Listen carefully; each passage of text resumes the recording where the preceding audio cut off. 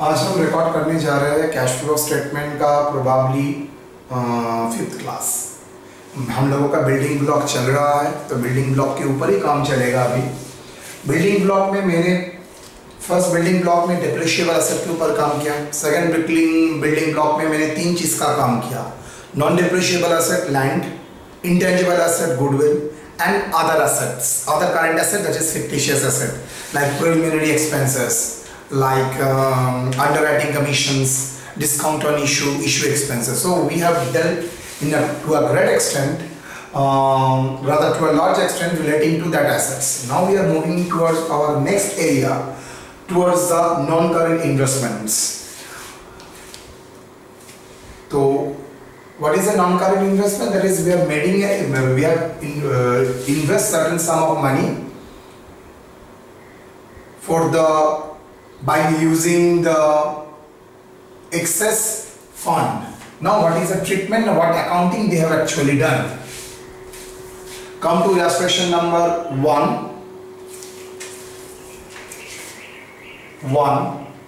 Investment account.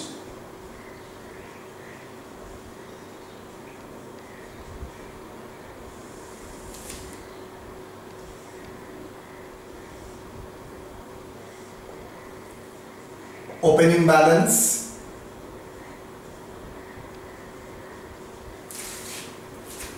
$40,000. As we know, investment बढ़ता है due to purchase, investment decrease करता है due to sale, and investment decrease करने का और एक भी रीजन होता है, कभी कभी we will write off the value of investment. मान लीजिए मेरा टाटा मोटर का शेयर है मेरे पास इन्वेस्टमेंट में 4 लाख रुपया, लेकिन over the period Tata Motors का शेयर का वैल्यू डिक्रीज कर रहा है, तो मेरा इन्वेस्टमेंट 4 लाख दिखाने का मतलब ही कुछ नहीं होगा, तो राइट ऑफ करना पड़ेगा। तो हम उसको राइट ऑफ भी करते हैं। Bye balance CD, closing balance 50,000। मुझे बताइए, इन्वेस्टमेंट का तो डेप्रिसिएशन नहीं हो सकता ना, राइट ऑफ हो सकता है अगर बोल देता है तो, इन जनरल नहीं होता है। मुझे बोलिए तो डेप्रिसिएशन नहीं है, राइट ऑफ नहीं है, तो 50,000 यहां पर 40 कैसे है? टू मतलब कुछ डेफिसिट है, कैसे बढ़ता है? टू बैंक परचेज,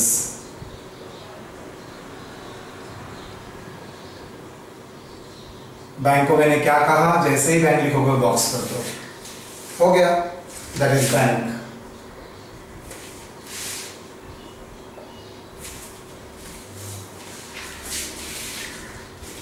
तो मेरा ये जो परचेज है कौन सा एक्टिविटी में आ रहा है? Investment activity, right? That is the outflow for investment activity, you are investing the money. तो हम लोग लिखते थे ना सेल ऑफ इन्वेस्टमेंट, ये फिगर कहां से आया? इन्वेस्टमेंट अकाउंट से हम लोग एक्चुअली नहीं देगा, आपको निकालना पड़ेगा। 2 एक इन्वेस्टमेंट है जिसको बेचा गया है। Next question, opening 1,40,000, closing 1,20,000, 100% sale हुआ होगा। अगर इन्वेस्टमेंट सेल होता है कौन सा? 20% प्रॉफिट ऑन कॉस्ट प्राइस। चलिए देखते हैं इसको कैसे हैंडल होता है sir. Investment account,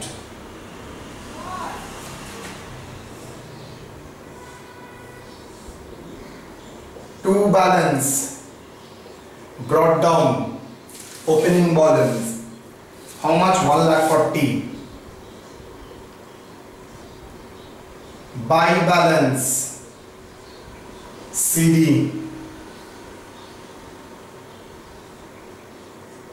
buy balance CD 1,20,000. working note, cost of investment sold। अगर डिप्रिसिएशन नहीं है तो डिक्रीज करने का मतलब है सेल हुआ है, राइट ऑफ बोल देगा, नहीं तो आपको पता नहीं चलेगा। 1,40,000 माइनस 1,20,000, तो कॉस्ट ऑफ इन्वेस्टमेंट सेव है 20,000।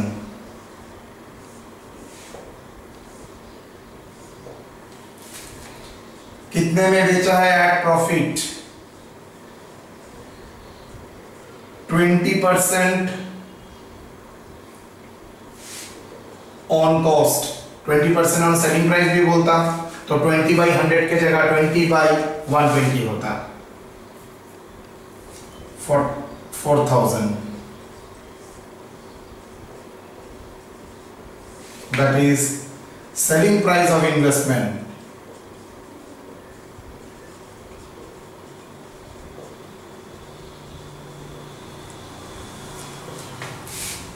Selling price मतलब by bank, sale of investment, working note 1, how much? 24. Figure नहीं दिया है, इनडायरेक्टली बोल दिया है, रिलेटिव में बोल दिया है, आपको निकालना पड़ा. बाकी ADJPL, why ADJPL? Profit on sale of investment. ADJPL में भी जा सकता है, कुछ नहीं बोलता है तो PL, लेकिन कैपिटल रिजर्व भी बोल सकता है, देन बोल देगा, अदरवाइज यू कैन एज्यूम. कितना? 44.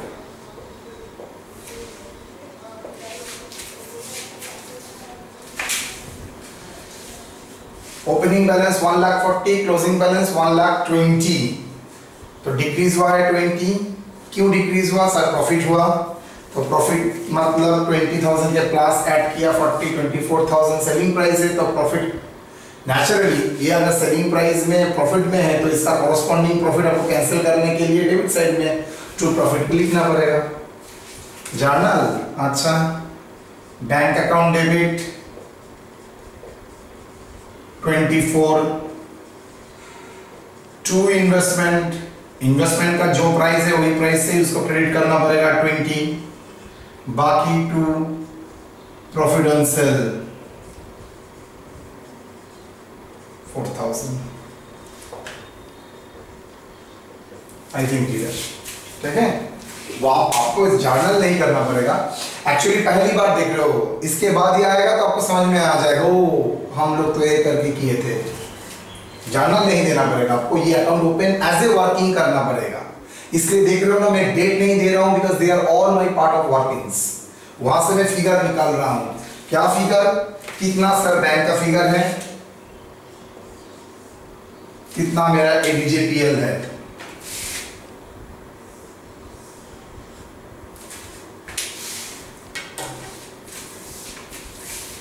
तो 1 2 हो गया. नेक्स्ट 3 में लॉस में सेल है, तो चलिए same problem.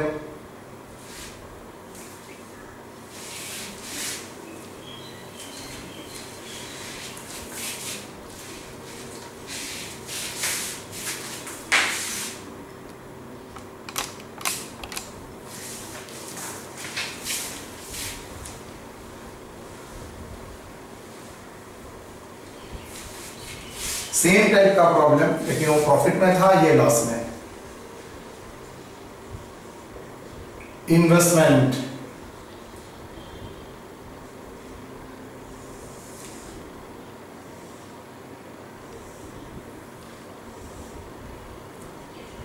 To balance brought down,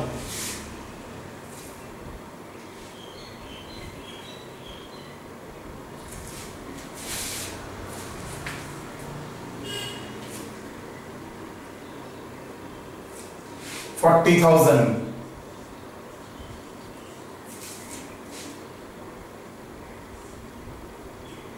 Buy balance CD 10,000.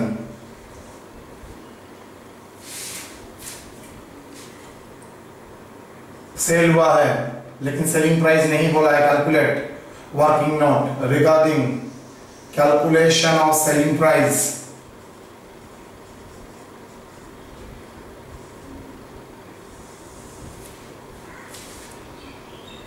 Cost of investment sold. Opening था 40, क्लोजिंग दिखा रहा है 10, सिंस नो डेप्रिसिएशन, तो डिफरेंस इज आइदर परचेज और sale 30,000। The difference is either cost price of purchase और cost price of cell, लेकिन मुझे तो सेल प्राइस निकालना पड़ेगा। Less loss 20/100 into 30, 6,000।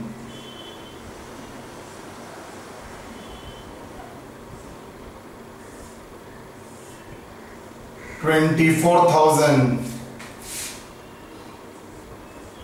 selling price of investment.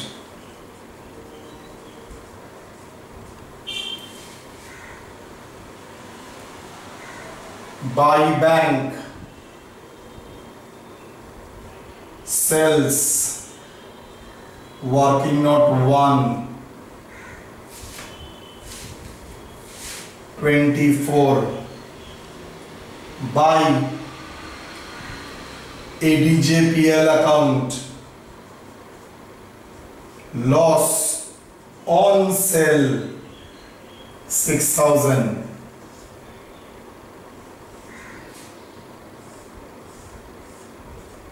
बस ओवर।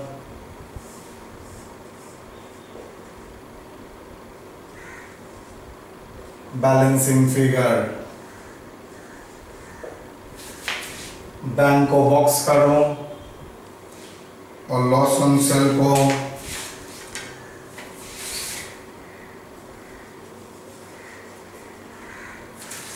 कहां से मिला? Working note 1, working note 1, working note 1।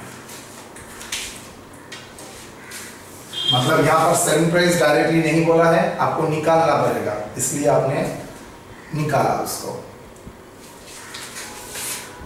Question 3 complete. अच्छी तरह से देखिए, इस जगह में आप पॉज कीजिए, स्टार्टिंग से एक बार फिर से देख लीजिए।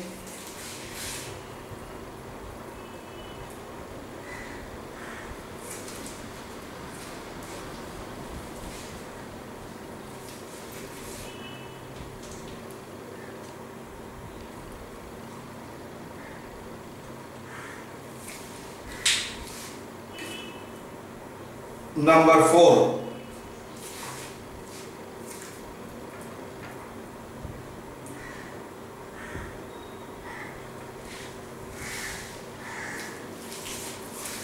investment 40. Now, investment sold at a profit credited to capital reserve. Very good. 60, 68, 1,50,000 and 35. तो कैपिटल रिजर्व में क्रेडिट किया है, जो प्रॉफिट है देखते हैं। प्रॉफिट का अमाउंट नहीं बोला है।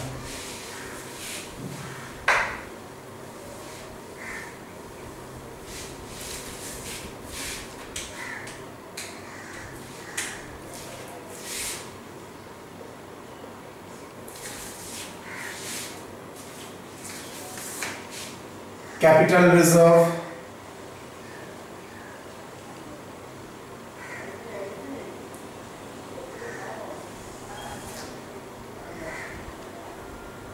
Investment account,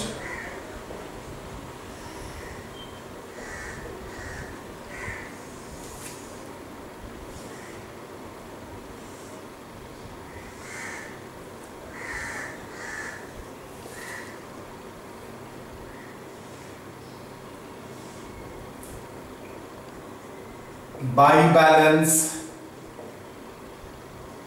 brought down. Capital reserve में ओपनिंग बैलेंस कितना था? 60। टू बैलेंस इन्वेस्टमेंट में ओपनिंग बैलेंस कितना था? 40।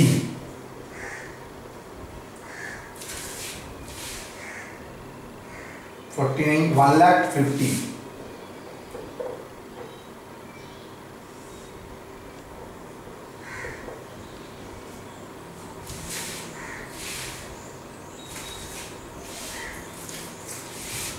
रिजर्व में to balance CD 68.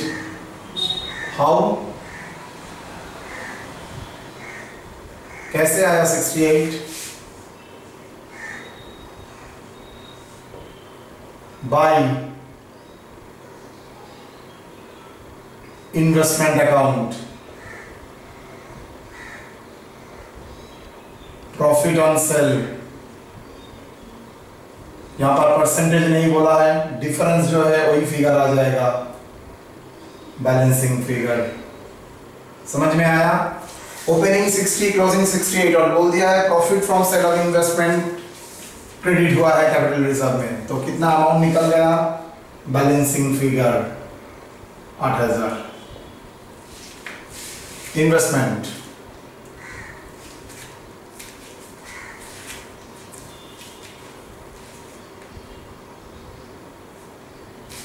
Bye balance CD 35,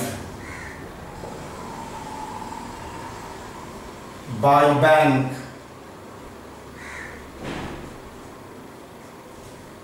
profit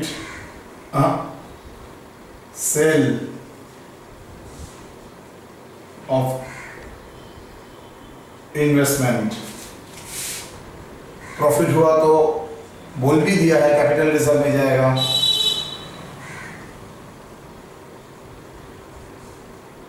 profit, ये अगर अकाउंट पहले ये ओपन नहीं करते तो ये प्रॉब्लम कंप्लीट ही नहीं होता। आपको कहां से मिलता हुआ 8000, देन ये फिगर तो बैलेंसिंग में आएगा। एक्चुअली बिल्डिंग ब्लॉक में मैं यही सिखाता हूँ, ये सिचुएशन रहता है तो आप हैंडल कैसे करेंगे। तो 1,58,000 ये फिगर मिल गया। सिर्फ सेल ऑफ इन्वेस्टमेंट का फिगर आपका होगा, that is balancing figure. How much?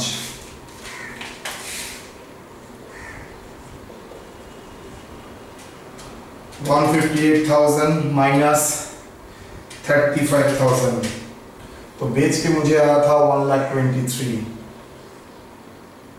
From which 8,000 is profit.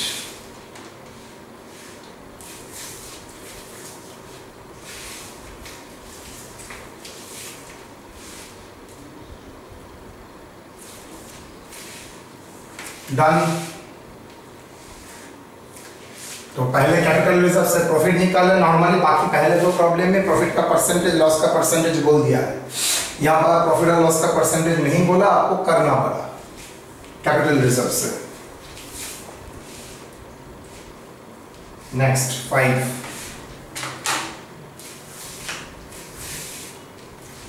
Trade investment 40,000, closing 75।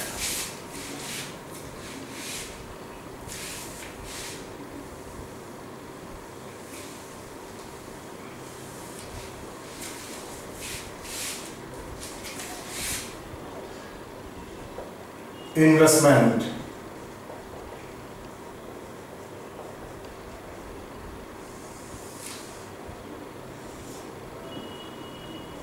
To balance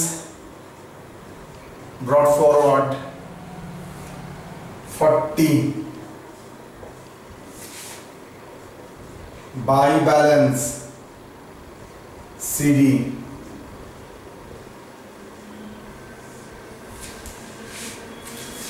4075।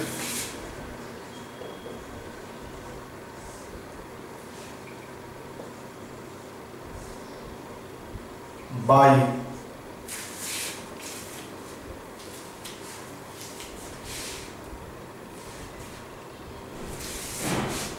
Bank. अच्छा, इसको डिविडेंड मिला है, उस डिविडेंड में प्री एक्विजिशन डिविडेंड भी था, तो प्री एक्विजिशन डिविडेंड इन्वेस्टमेंट से माइनस करना चाहिए था। आपको याद है कोई पेड़ का एग्जांपल दिया था रूल नंबर N1 में, विथ आर्म विदाउट आर्म, तो थर्ड सेमेस्टर में हम लोगों ने किया था।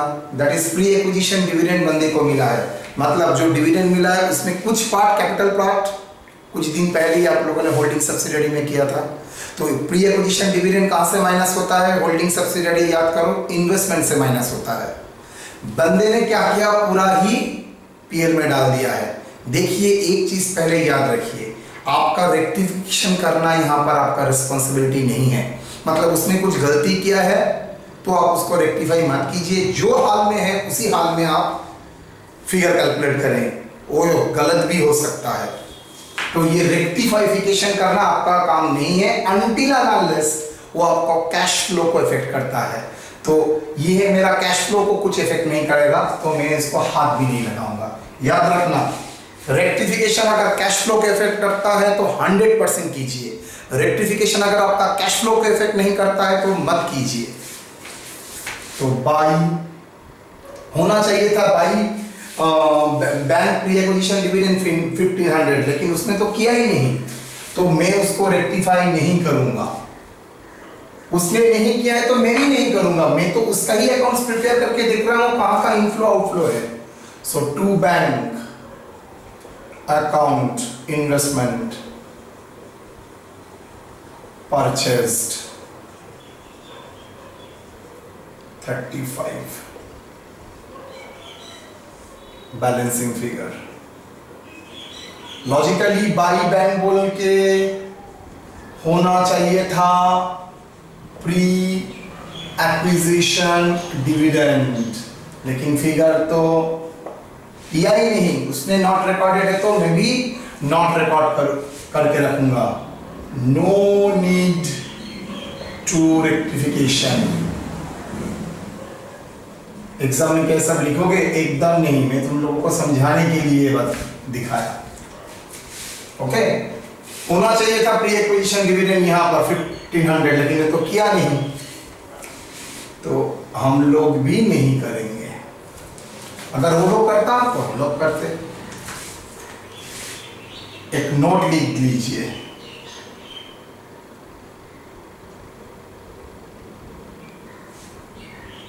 errors,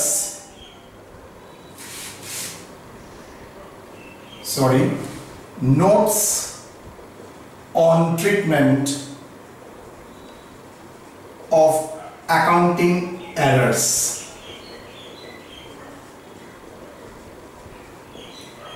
दो प्रकार का होता है, एडजस्टिंग ना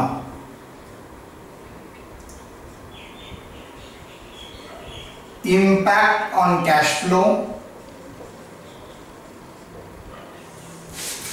no impact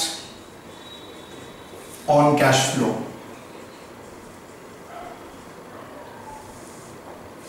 अगर impact on cash flow होता है तो pass rectification entry before preparation of cash flow statement। अगर नो इम्पैक्ट है तो no need to pass rectification entry. Okay, तो ये कौन सा वाला केस? ये कैश फ्लो को इंपैक्ट नहीं करता है। क्यों?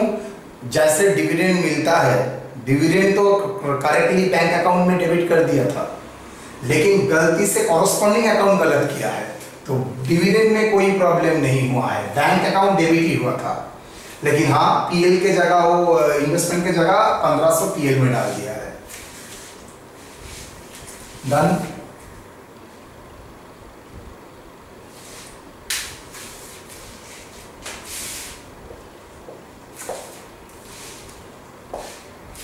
सर एक एग्जांपल दीजिए जहां पर कैश फ्लो इंपैक्ट होता है। ओवर और under valuation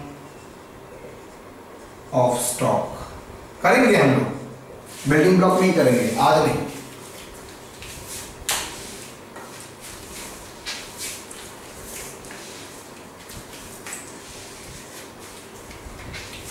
done.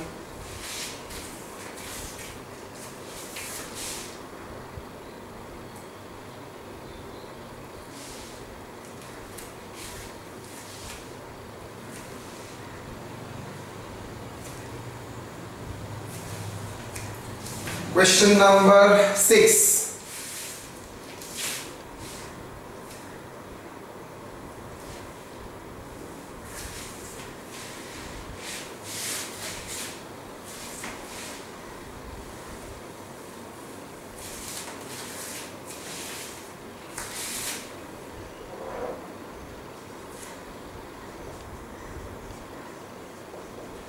Investment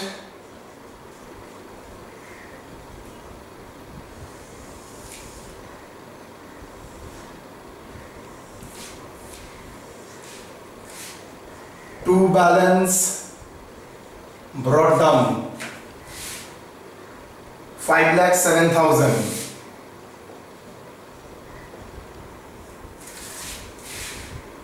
Buy balance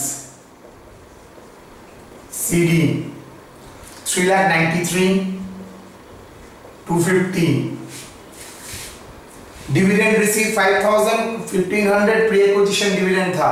inter dividend credited to PL account. तो उसने गलती किया है, ये यहां पर गलती किया है, तो मेरा कैश फ्लो तो इफेक्ट नहीं हो रहा है. तो मैं गलती बैंक में नहीं हुआ है, गलती कहां पर हुआ है? कॉरेस्पॉन्डिंग नॉमिनल अकाउंट में गलती हुआ है. तो मैं हाथ नहीं दूंगा, मुझको कुछ रेक्टिफाई नहीं करना है.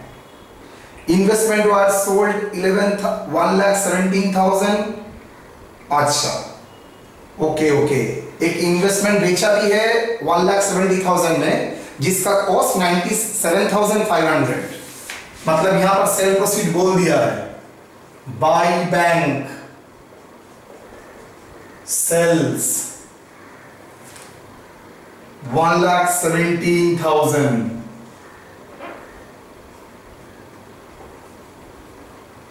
1,17,000 to ADJPL.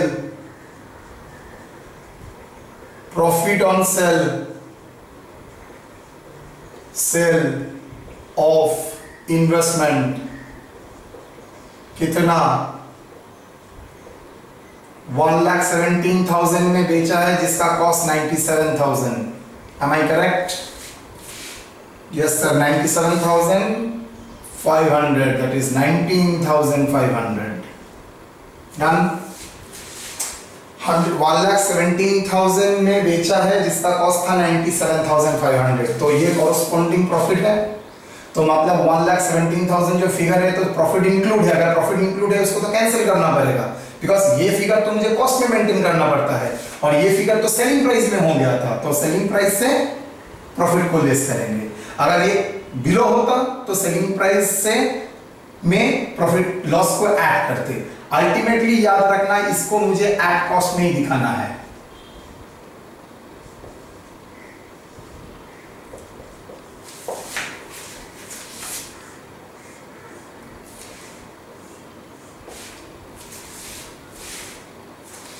देखते हैं. 5,07,000 नो,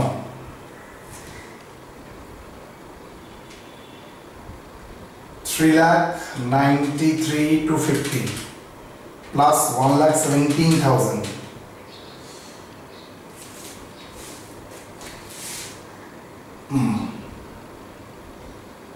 sorry 4,93,000. तो 4,93,000, 6,10,250, 6,10,250 to bank account sale of investment.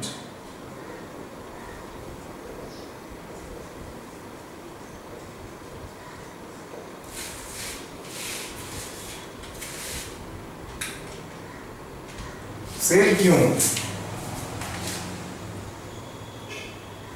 Purchase of investment debit side में कम आ रहा है ना, -19,500, 83,750. मतलब इनफ्लो भी था आउटफ्लो भी था, दोनों ही था, इनफ्लो आउटफ्लो। तो जब कैश फ्लो हम इन्वेस्टिंग एक्टिविटी करेंगे तो दोनों में ही दिखाएंगे।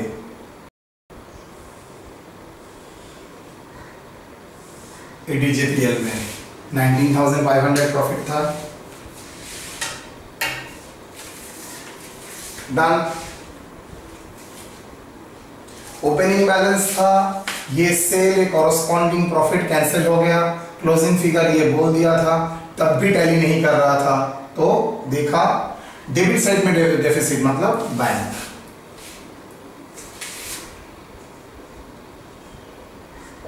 Question 7, investment in subsidiary.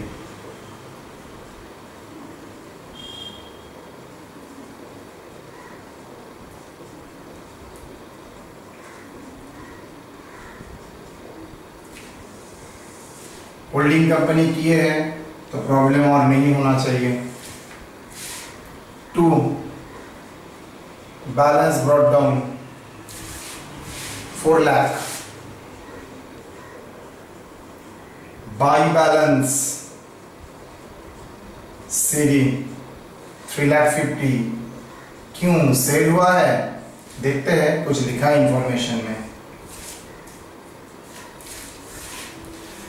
Last year, subsidiary company had suffered a huge loss for which investment value was write off। मतलब जहां पर आपका सब्सिडियरी था, वो कंपनी धीरे धीरे मार्केट क्रैश कर रहा है, तो वैल्यू उसका 4 लाख नहीं है, वैल्यू आज के रेट में 3,50,000 हो गया।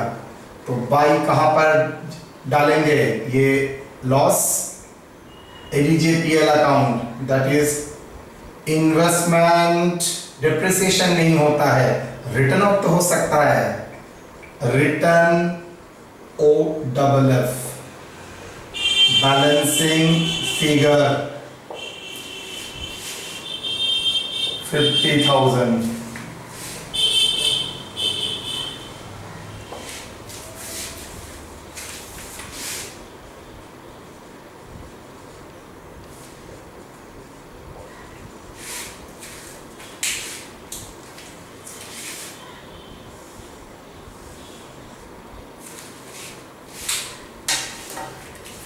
देखते देखते 3 नंबर बिल्डिंग ब्लॉक भी खत्म। रादर मेरा एसेट साइड का बिल्डिंग ब्लॉक पूरा कवर्ड। सोचिए तो बैलेंस शीट में श्रॉम्बर्ग सर ने तो लिखा था, बैलेंस शीट में कितना तक हम लोगों का एरिया कवर होता है, एक बार याद करो। फिक्स्ड एसेट में प्रॉपर्टी प्लांट एंड इक्विपमेंट में टेंजिबल, इंटेंजिबल, टेंजिबल में 2, डिप्रिशिएबल, नॉन डिप्रिशिएबल। डिप्रिशिएबल में हम लोगों ने at WDV method, at cost method सिखाया। नॉन डिप्रिशिएबल में मैंने आपको लैंड सिखाया। इंटेंजिबल में गुडविल सिखाया। इन्वेस्टमेंट आज क्लास में दिखाया। और सर होता है अदर करंट एसेट में, right, underwriting commission, loss on issue, ये सब राइट ऑफ सिखाया। करंट एसेट जो होता है relating to operation, increase decrease, उसका इंपैक्ट कैश फ्लो में क्या होता है, इक्वेशन करके सिखाया है। मतलब मैं बोल सकता हूं हम लोगों का पिलर का एक पिलर कंप्लीट हो चुका है, दैट इज 4 पिलर है, उसमें 2 पिलर कंप्लीट हो चुका है। पहला 2 क्लास में था 2 पिलर, 1 पिलर। उसके बाद एसेट रिलेटेड जो ट्रांजैक्शन होता है हम लोगों ने 3 ब्लॉक में छोटा छोटा करके आपको दे दिया है। तो वो आपका हो गया 3 नंबर पिलर, 2 नंबर पिलर, और लास्ट अभी बचा है लायबिलिटी। लायबिलिटी में भी हम लोगों का इश्यू है क्या क्या, एक कुछ प्रोविजंस, कुछ प्रोविजन फॉर टैक्सेशन एक एरिया है, और एक एरिया है issue of shares, redemption of issue of preference shares, issue of debenture and redemption and buyback of preference shares, debenture, equity share etcetera. तो हम सब्सिक्वेंटली नेक्स्ट क्लास में वो सब का धीरे धीरे हैंडल करेंगे। ठीक है, अभी तक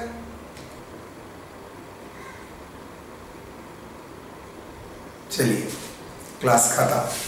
छोटा छोटा क्लास है, इसके बाद एक क्लास ज्यादा लगेगा लेकिन अभी नहीं।